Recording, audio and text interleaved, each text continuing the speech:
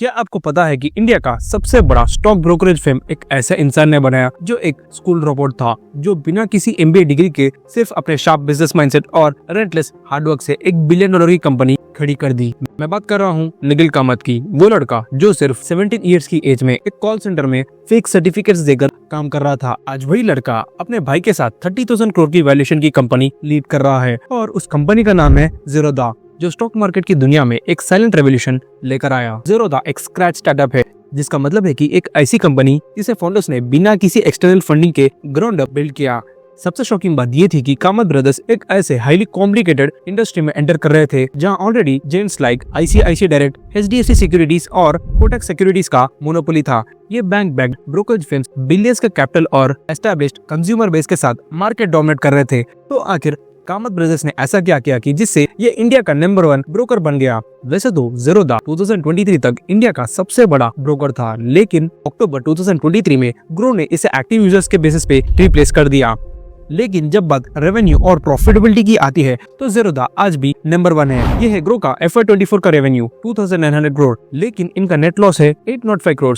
तो दूसरी तरफ है ज़ीरोधा, जिसका FY24 का रेवेन्यू है 9,372 करोड़ और इसका नेट प्रॉफिट है 5,496 करोड़। मतलब ज़ीरोधा का रेवेन्यू ग्रो से 4x ज्यादा है। लेकिन ऐसा क्यों, जबकि ग्रो के पास ज़ीरोधा से भी ज्यादा एक्टिव यूजर बेस है। आज हम एक ऐसे कंपनी के सक्सेस मॉडल को डिकोड करने वाले हैं जो इंडिया की सबसे प्रॉफिटेबल फिनटेक फर्म्स में एक है। क्योंकि स्टार्टअप तो कोई भी बना लेता है, लेकिन the real mission is to make a profitable startup. सवाल ये है कि ज़ीरोधा पैसे कैसे बनाता है, उसके डिफरेंट रेवेन्यू स्ट्रीम्स क्या है। क्योंकि जब आज के स्टार्टअप्स कस्टमर एक्विजिशन और मार्केटिंग पे इतना खर्च कर रहे हैं कि प्रॉफिट तो दूर दूर तक नजर नहीं आ रहा है, तबकि दूसरी तरफ ज़ीरोधा ने बिना ₹1 मार्केटिंग पे खर्च किए 1.6 करोड़ यूजर्स एक्वायर कर लिए।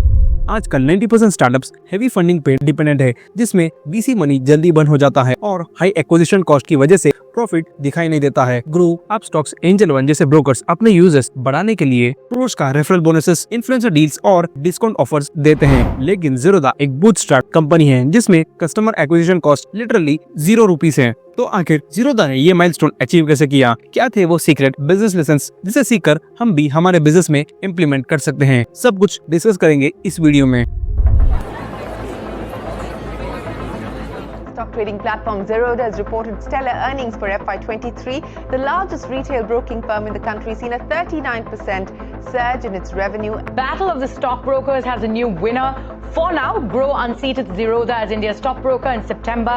As per data from NSE, Gro had a 6.63 million strong active investor base, while Zerodha stood at 6.48 million.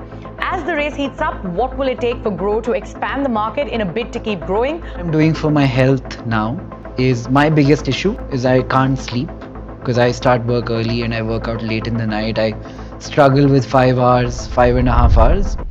ये कहानी शुरू होती है 2003 बैंगलोर में, जहां निखिल कामत एक एवरेज स्टूडेंट थे, लेकिन उन्हें ट्रेडिशनल एजुकेशन सिस्टम से कोई लगाव नहीं था। उनकी सोच हमेशा आउट ऑफ द बॉक्स करने की थी। इसी वजह से वो स्कूल से ड्रॉप आउट हो गए और रियल वर्ल्ड में कुछ सीखने लगे। निखिल को एक जॉब की जरूरत थी, लेकिन उस वक्त उनकी उम्र सिर्फ 17 इयर्स की थी, जो लीगल वर्किंग एज नहीं है, जिसके लिए इन्होंने फेक बर्थ सर्टिफिकेट्स का जुगाड़ कर लिया, जिसमें अपनी एज 18 इयर्स दिखाई और एक कॉल सेंटर में जॉब ले ली जिसका नाम था 24/7। और ये इनकी जॉब में यूएस बेस्ड कस्टमर्स को हेल्थ इंश्योरेंस बेचते थे, जहां उन्हें 8,000 रुपीज पर मंथ मिलते थे। ये बात है अर्ली 2000s की, और ये उस वक्त डिसेंट सैलरी थी, स्पेशली एक टीनेजर के लिए। उनका शिफ्ट 4 PM से 1 AM तक चलता था और सुबह के वक्त उनके पास फ्री टाइम रहता था। इसी वक्त निखिल ने ट्रेडिंग सीखना शुरू किया और अपनी सैलरी का एक हिस्सा स्टॉक में इन्वेस्ट करने लगे।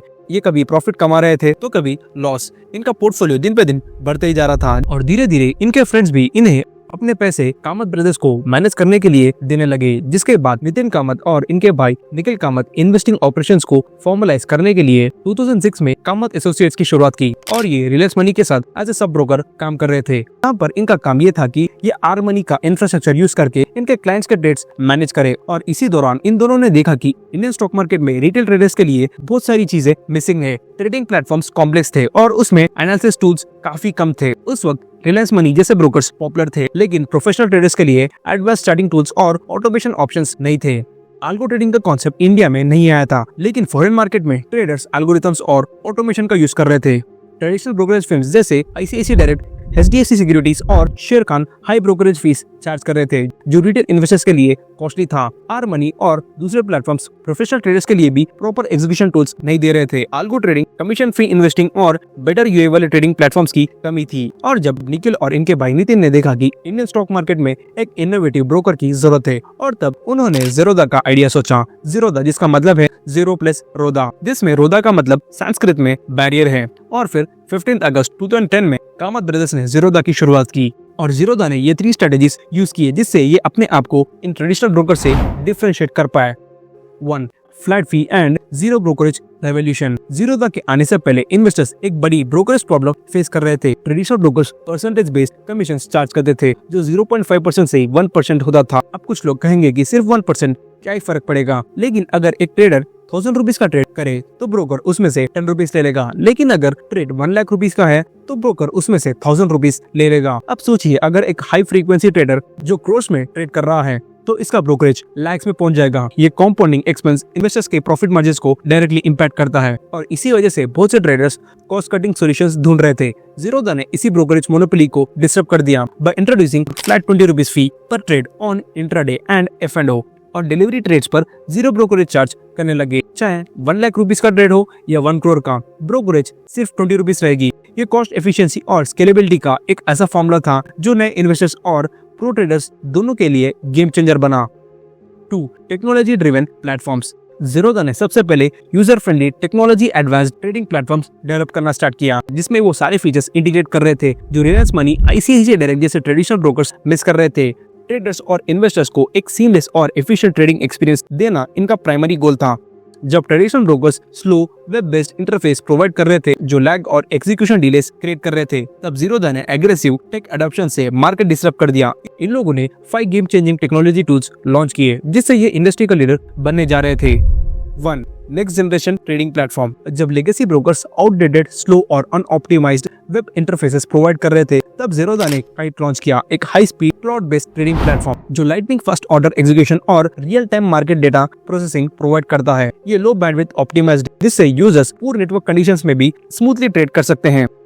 2. Advanced charting and analytics. Unlike traditional brokers जो सिर्फ बेसिक प्राइस ट्रैकिंग टूल्स देते थे, ज़ीरोधा ने real time price action tracking, 100 से भी ज्यादा technical indicators, algorithmic charting tools अपने प्लेटफॉर्म पर लॉन्च किया। ट्रेडर्स को डेटा ड्रिवन डिसीजन मेकिंग के लिए थर्ड पार्टी टूल्स यूज करने की जरूरत ही नहीं थी, क्योंकि सारे एनालिटिक्स नेटिवली इंटीग्रेटेड थे। ये एल्गो ट्रेडर्स और क्वांट इन्वेस्टर्स के लिए एक रेवोल्यूशनरी अपग्रेड था। 3. Low latency API for algo trading. Kite की मैसिव सक्सेस के बाद दिसंबर 2015 में ज़ीरोधा ने काइट कनेक्ट API लॉन्च किया। इस API के through retail traders, hedge funds और एल्गोरिथमिक ट्रेडर्स अपने कस्टम ट्रेडिंग बॉट्स डेवलप कर सकते थे, स्ट्रेटजीज बैक टेस्ट कर सकते थे और ऑटोमेटेड ट्रेड्स एग्जीक्यूट कर सकते थे। पहले ये सिर्फ इंस्टीट्यूशनल ट्रेडर्स के लिए अवेलेबल था, पर ज़ीरोधा ने इसे रिटेल ट्रेडर्स के लिए भी डेमोक्रेटाइज कर दिया, जो एक गेम चेंजर मूव था। 4. Seamless multi asset trading. Zerodha का इकोसिस्टम इक्विटीज, डेरिवेटिव्स, कमोडिटीज और म्यूचुअल फंड्स को एक सिंगल हाईली ऑप्टिमाइज्ड डैशबोर्ड के अंदर इंटीग्रेट करना था। ट्रेडिशनल ब्रोकर्स मल्टीपल अकाउंट्स और फ्रैगमेंटेड प्लेटफॉर्म्स यूज करने पर मजबूर करते थे, पर ये 1 click all in 1 trading experience एक मैसिव इंडस्ट्री शिफ्ट था। 5. Minimal down time and high scalability. Traditional brokers हमेशा एक क्रिटिकल इशू फेस कर रहे थे, और वो इश्यूज थे server crashes and trade execution failures. Investors slow order execution और डाउन टाइम से फ्रस्ट्रेटेड थे, तो इसे ठीक करने के लिए ज़ीरोधा ने रोबोस्ट क्लाउड इंफ्रास्ट्रक्चर पर हेवीली इन्वेस्ट किया, जो स्केलेबल है और millions of concurrent traders handle कर सकता है विदाउट एनी लैग। इनका सर्वर अपटाइम इंडस्ट्री स्टैंडर्ड से काफी सुपीरियर था, जो ट्रेडर्स को अनइंटरप्टेड ट्रेडिंग एक्सपीरियंस देता था। 3.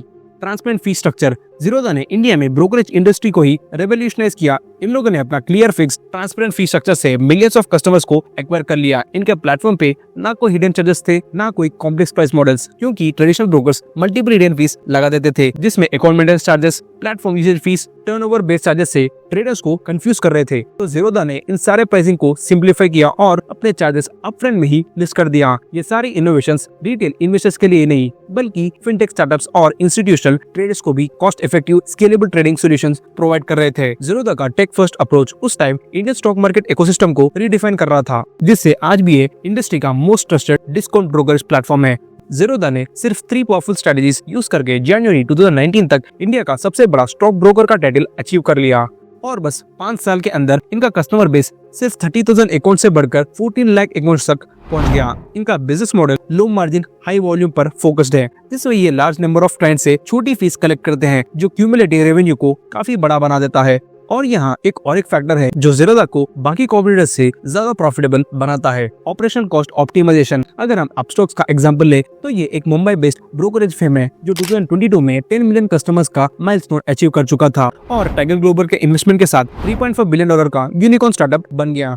FY22 में अपस्टॉक्स का ऑपरेटिंग रेवेन्यू 431 करोड़ से 765 करोड़ तक ग्रो हुआ, जो 77% की मैसिव ग्रोथ दिखाता है। लेकिन उसी पीरियड में इनके एक्सपेंसेस 500 करोड़ से 1221 करोड़ तक पहुंच गए, जो ऑपरेटिंग रेवेन्यू से भी ज्यादा हो गया, जिसके वजह से इनका लॉस 71 करोड़ से 444 करोड़ तक पहुंच गया। इसका सबसे बड़ा रीजन ये है कि अपस्टॉक्स ने सिर्फ एडवर्टाइजिंग और बिजनेस प्रमोशंस पर ही 400 करोड़ खर्च कर दिए हैं, जिससे इनका EBITDA मार्जिन -15% से -54% चला गया। वही अगर ज़ीरोधा की बात करें तो इन लोगों ने मार्केटिंग पर ना के बराबर खर्च किया, जिससे इनका ऑपरेटिंग रेवेन्यू 2729 करोड़ से 4964 करोड़ तक पहुंच गया और इनके एक्सपेंसेस भी बढ़े, लेकिन majorly cost exchange, transaction fees, IT expenses और एम्प्लॉय बेनिफिट पर ही फोकस थे। मार्केटिंग का कोई एक्सपेंस नहीं था। इसी वजह से इनका नेट प्रॉफिट 1022 करोड़ से 2094 करोड़ तक ग्रो हो गया और इनका EBITDA मार्जिन भी 56.78% तक पहुंच गया। और FY24 में ज़ीरोधा का रेवेन्यू $1 बिलियन सरपास कर गया और इनका नेट प्रॉफिट प्रीवियस ईयर से 89% ज्यादा परफॉर्म कर गया, जो 5496 करोड़ तक पहुंच गया। इनका एम्प्लॉयमेंट कॉस्ट भी 623 करोड़ से 474 करोड़ तक रिड्यूस हो गया, जो टोटल 24% का चेंज है। अब बात करते हैं ज़ीरोधा और ग्रो की, कि ज़ीरोधा का यूजर बेस ग्रो से कम होते हुए भी इसका रेवेन्यू ग्रो के रेवेन्यू से ऑलमोस्ट 4x ज्यादा है। इसका सबसे बड़ा रीजन ये है कि ज़ीरोधा अपने एग्जिस्टिंग क्लाइंट्स पर ज्यादा फोकस करता है, जिससे कस्टमर रिटेंशन स्ट्रॉन्ग होता है, जबकि ग्रो नए यूजर एक्वायर करने पर ज्यादा पैसे खर्च करता है, जिसका इम्पैक्ट उनके मार्केटिंग कॉस्ट और प्रॉफिट नंबर्स पर डायरेक्टली दिखाई देता है। फ्रेंड्स, 2030 तक यह मार्केट एस्टिमेटेड $6 बिलियन की होने वाली है और इसका सबसे बड़ा रीजन है पोस्ट लॉकडाउन। लॉकडाउन के बाद लोग सिर्फ सेविंग्स पर डिपेंडेंट रहने के बजाय एक्टिवली इन्वेस्टमेंट इकोसिस्टम का हिस्सा बन गए। पहले जो लोग सिर्फ फिक्स्ड डिपॉजिट्स या ट्रेडिशनल सेविंग्स मेथड्स पर रिलाई करते थे, अब वो actively stocks, mutual funds, ETFs और नए फाइनेंशियल इंस्ट्रूमेंट्स एक्सप्लोर कर रहे हैं। ये एक फाइनेंशियल रेवोल्यूशन है जो इंडिया को एक मैच्योर इन्वेस्टमेंट इकोनॉमी बनाने की तरफ ले जा रहा है। इसका सबसे बड़ा प्रूफ है डीमैट अकाउंट्स ओपनिंग का एक्सपोनेंशियल ग्रोथ। पिछले कुछ सालों में करोड़ों लोग इन्वेस्टर्स बन गए, लेकिन एक सही ब्रोकरेज प्लेटफॉर्म का सिलेक्शन क्रूशियल है, क्योंकि high brokerage fees, outdated tech और कॉम्प्लेक्स इंटरफेसेस नए इन्वेस्टर्स के लिए एक बैरियर क्रिएट कर सकता है। आपके हिसाब से बेस्ट ब्रोकरेज प्लेटफॉर्म कौन सा है? कमेंट्स में जरूर बताइए। That's it for today। मिलते हैं अगले वीडियो में।